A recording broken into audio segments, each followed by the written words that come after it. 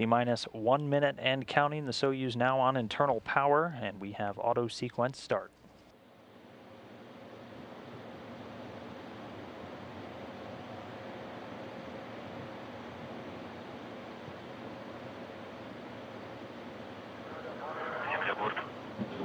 Vehicle to internal power.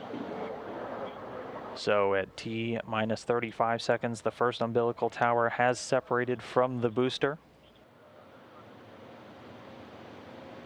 That second tower will go at about 15 seconds away from launch. We're at 24 and counting now. The ground umbilical to the third stage has been disconnected. Auto sequence initial. Second umbilical tower now separating. Boosters igniting, the engines firing. Ramping up to flight speed.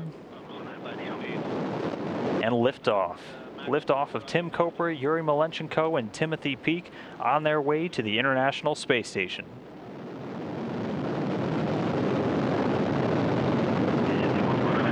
So far, getting good first stage performance. The Soyuz delivering 930,000 pounds of thrust from its 4 boosters and single core engine. First stage of the Soyuz, 68 feet in length, 24 feet in diameter. It's going to be burning liquid fuel for the first 2 minutes and 6 seconds of the flight.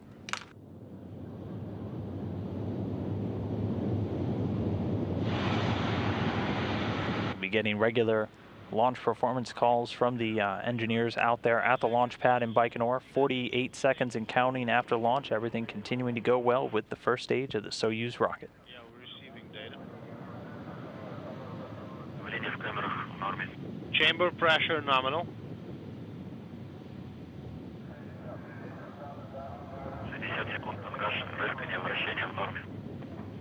60 seconds.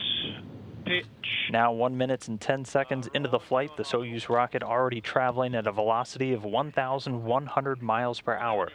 On board Malenchenko, Koper, and Peake, 1 minute and 22 seconds into their planned 8-minute 45 flight into orbit.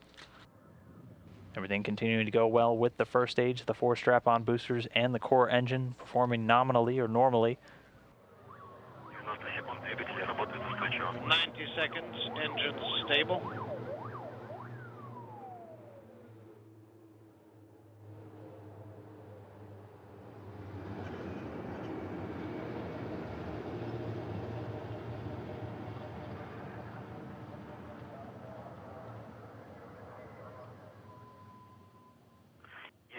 And just there we see the 4 strap-on boosters jettison the first stage, and the strap-on boosters completing their job, dropping away at an altitude of 28 statute miles. At this point, the Soyuz is traveling at about 3,350 miles per hour. You can see the 4 strap-on boosters all separated from the Soyuz successfully. That core stage continuing to fire. Second stage will continue until about 4 minutes, 43 seconds into the flight, at which point it will shut down shortly after the third stage ignites.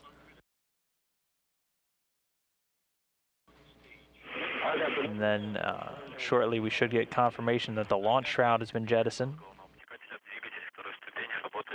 We can see that the fairing has been jettisoned. And confirm the launch shroud protecting the Soyuz during the initial ascent has been jettisoned. The rocket now at an altitude of over 48 miles in height. R13. Copy, we can see that. On board, everything continuing to go well. You can see British astronaut Tim Peake there, over in the right seat. In the center, Soyuz commander Yuri Malenchenko. Everything going well for the Soyuz craft as it continues its climb. The Soyuz already traveling at a speed of over 4,700 miles an hour. The thumbs up from Peake there and a quick wave. The Soyuz core stage continuing to perform as expected.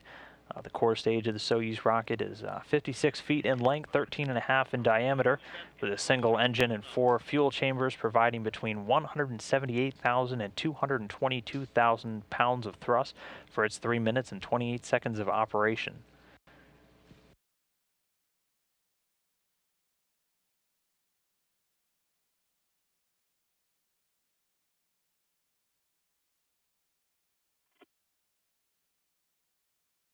So again, this stage is going to continue to burn until the 4-minute, 43-second mark.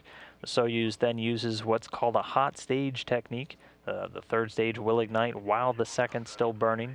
This is why, if you ever look at a Soyuz, it has the small open area between the second and third stages. Copy, I got it.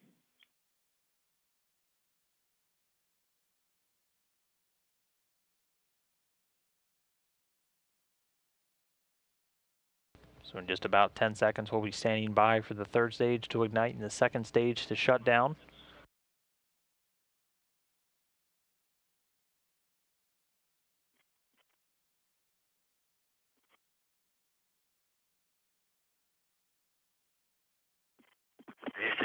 Секунд. 290 seconds. Third stage activation confirmed. Copy. And second stage separation confirmed. Third stage now igniting. The core booster separating at an altitude of 105 statute miles. Soyuz craft now being propelled by the single engine of the Soyuz's third stage. The engine provides 67,000 pounds of thrust and will burn for 4 minutes and 2 seconds. 320 seconds, flight nominal. Copy.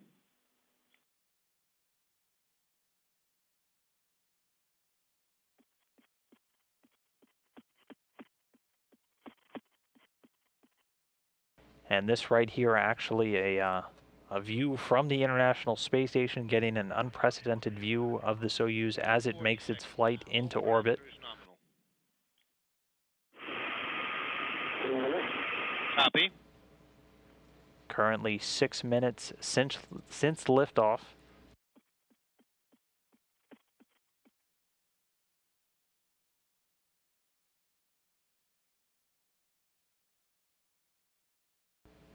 Kopra, Malenchenko, and Peak inside the Soyuz, currently traveling on top of the third stage, which again burns for a total of 4 minutes and 2 seconds.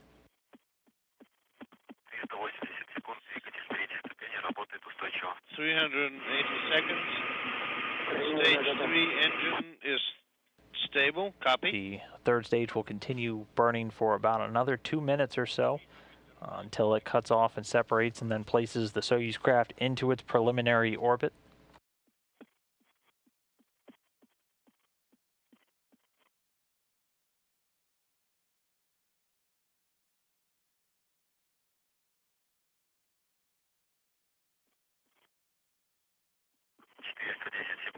Нормальный. 410 seconds nominal.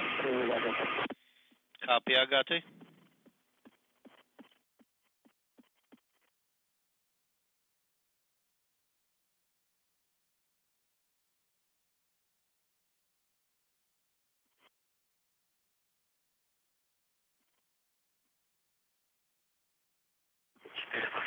Стабилизация 40 seconds. Attitude stable. Copy. So coming up on 7 minutes, 30 seconds post-launch, the vehicle's velocity now at almost 13,500 miles an hour. Once the third stage delivers the Soyuz into orbit, the module gets separated. A series of pre-programmed commands will execute in order to prepare the Soyuz for orbital operations. All these stored commands, called time-tagged commands, allow many of the Soyuz's systems to be automatically activated by onboard computers at very precise times stored inside of those computers. Again, over 8 minutes now since liftoff, about 45 seconds remaining on the third stage operations. Once that's finished, they'll be in their preliminary orbit, and the vehicle will command the deployment of antennas and the solar array, and will be in its initial altitude.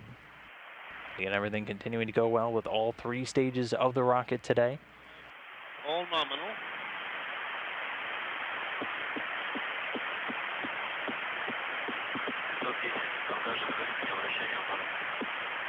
It's 510 seconds. Pitch, yaw, and roll nominal. Now standing by for third stage cutoff and separation.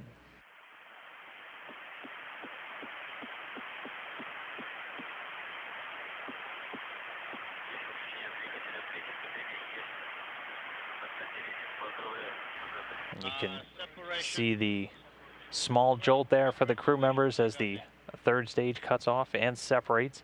The single liquid-fueled engine shut down and dropping away at an altitude of about 125 statute miles.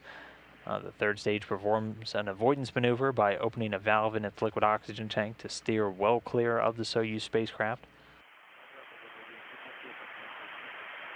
Unintelligible.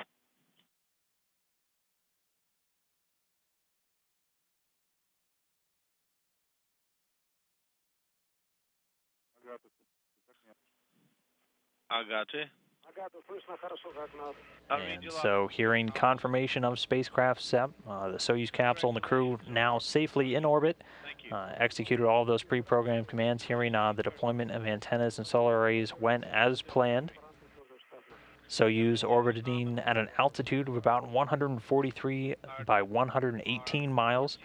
This orbit's going to be raised systematically over the course of the next 6 hours, placing it in close proximity to the International Space Station.